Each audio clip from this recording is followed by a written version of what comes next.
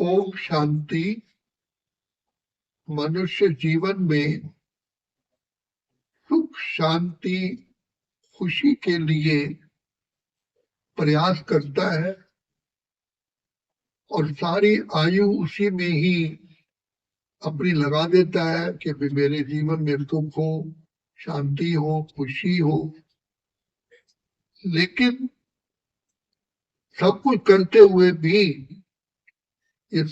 उसकी आशाएं पूर्ण नहीं हो पाती, क्योंकि जब तक सर्वशक्तिवान पिता परमात्मा के साथ सच्चा संबंध नहीं जोड़ते हैं, क्योंकि संबंध तो है लेकिन पिता परमात्मा से संबंध तोड़ देते हैं। और कहा गया है, जा पर कृपा राम की हुई, ता पर कृपा करे सब कोई। तो पिता परमात्मा ही ज्ञान के सागर, आनंद के सागर, शांति के सागर हैं। जिस प्रकार एक डॉक्टर हेल्थ अच्छी बनाने के लिए हर बीमारी का इलाज करता है, उसको पता होता है कि क्या बीमारी है जिस कारण हेल्थ नहीं बन रही है। तो पिता परमात्मा भाग्य विधाता है।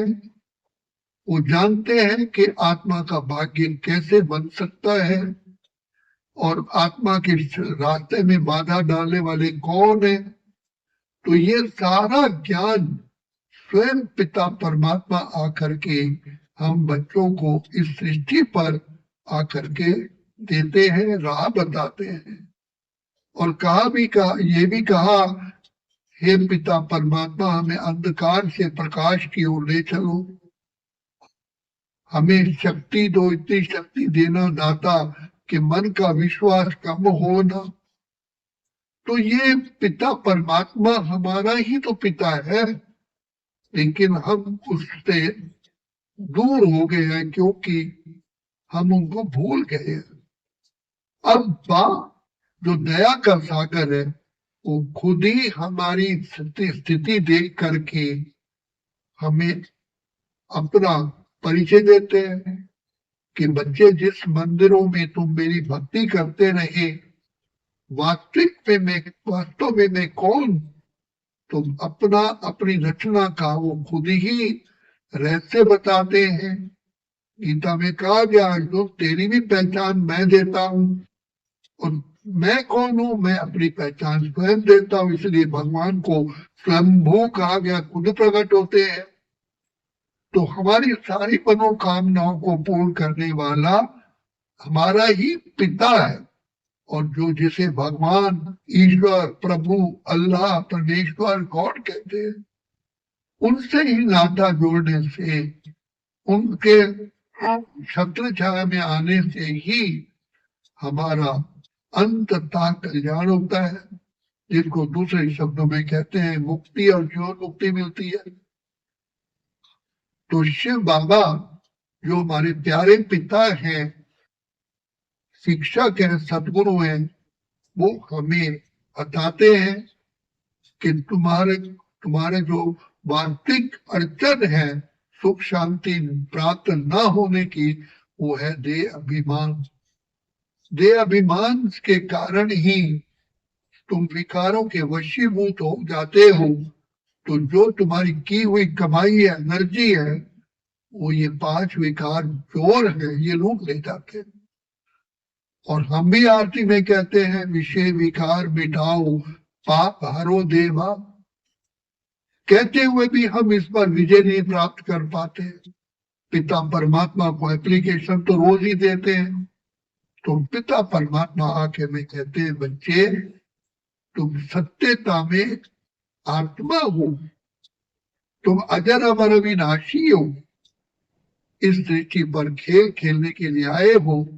ये देह तो केवल तुम्हारा वस्त्र है, तुम वस्त्र नहीं हो। तुमने वस्त्र को ग्रहण किया, लेकिन सबसे बड़ी भूल हो गई, हम अपने कोई वस्त्र समझ बैठे।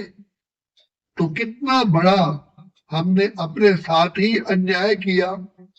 हम अपने विवेक को खो बैठे। तो अपने को देह समझने से हम जाति भेद, भाषा भेद, धर्म भेद, रंग भेद, प्रांत भेद में आ गए और नर नारी का भेद आ गया।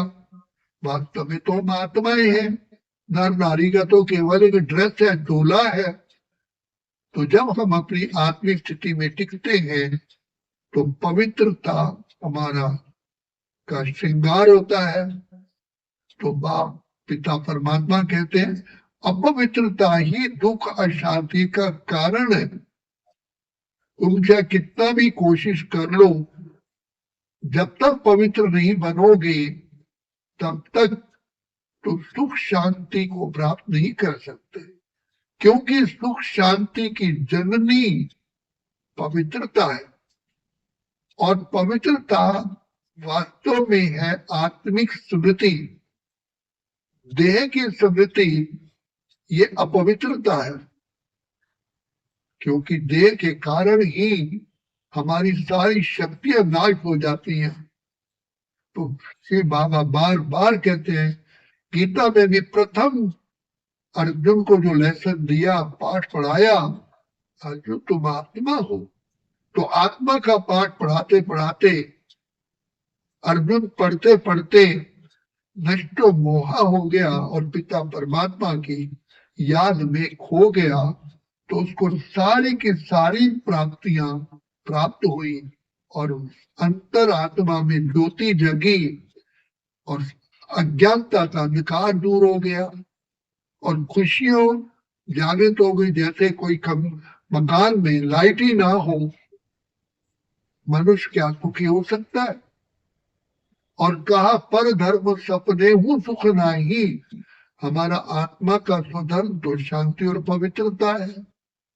तो जिस देह अभिमान के कारण हम अपवित्र बने, तो अब बाप आकर के हमें ज्योति जगाते हैं, तीसरी नेत्र बुद्धि का खोलते हैं, जिस कारण हम लाइट और माइट प्राप्त करते हैं। तब हमारी जीवन सदा के लिए खुशहाल हो जाती है। आत्मा त्रिनेत्री त्रिकालदर्शी बन जाती है। ये बाहर के दो नेत्र होते हुए भी तीसरा नेत्र बुद्धि का बंद होने के कारण मानव ठोकरे खा रहा है। सत्यता का ज्ञानी सबसे पहला सत्य है, मैं आत्मा हूं, ये मेरा शरीर है। अपने को शरीर समझना ही सबसे बड़ा असत्य है। तो ये पिता परमात्मा आकर के हमें ये ज्ञान देते हैं, दिव्य नेत्र देते हैं, हमें आत्मिक स्मृति का तिलक लगाते हैं और बार बार हमें याद दिलाते हैं कितने ऊंचे पिता की, परमात्मा की तुम संतान हो। तो जब हमें जागृति आती है तो पवित्रता का क्राउन आता है। तो जब पवित्रता का क्राउन आता है, आत्मिक स्मृति में रहते हैं, तो अपने आप ही सारे गुण, सारी शक्तियों का हमें वरदान मिल जाता है। यही पिता परमात्मा को बार बार आकर के अज्ञानता का अंधकार दूर करना पड़ता है। इसलिए पिता परमात्मा के लिए ही कहा जाता है, आकर तूने ज्योति जगाई, भागा दूर अंधेरा है। तो भगवान हमारे जो पिता हैं वही हमारे दुख हरता, सुख करता, बिगड़ी को बनाने वाले हैं। इसलिए पिता परमात्मा से नाता जोड़ लो और माया से अपने आप ही नाता टूट जाता है। माया से नाता तोड़ दो। तो दुश्मन हमारे 5 विकार हैं जो नरक का द्वार है। तो बाप बार बार हमको कहते हैं, बच्चे तुम पवित्र आत्मा, श्रेष्ठ आत्मा, महान आत्मा, देवात्मा, पूज्य आत्मा हो। इस स्मृति में रहो। सोचो किसकी संतान हो। शेर का बच्चा शेर होता है, तो मुझ पिता परमात्मा की संतान भी तुम मास्टर ज्ञान सागर, मास्टर पवित्रता के सागर, मास्टर शक्तियों के सागर हो। तुम अपनी शक्तियों को भूल बैठे। तो ये स्मृति विस्मृति का ही खेल है। तो जब स्मृति में आते हैं तो सुख शांति आनंद खुशियों में रहते हैं। विस्मृति में आते हैं, चाहे कितनी भी हम मेहनत कर लें लेकिन हम प्राप्ति नहीं कर सकते। इसलिए भगवान हमारा साथी है, हम उनके संग संग रहते हैं, वो भी अपने संग संग रहते हैं, जैसे दीपक में बाती है। वो खुदा दोस्त है खिदमत में, हाजिर है हजार भुजाओं से, अपनी किस्मत के क्या कहने, सिर पर है हाथ दुआओं के। ऐसा साथी पिता परमात्मा जब हमें मिलते हैं तो सुख शांति अपरंपार हमें प्राप्त होता है। अच्छा, ओम शांति, ओम शांति, ओम शांति।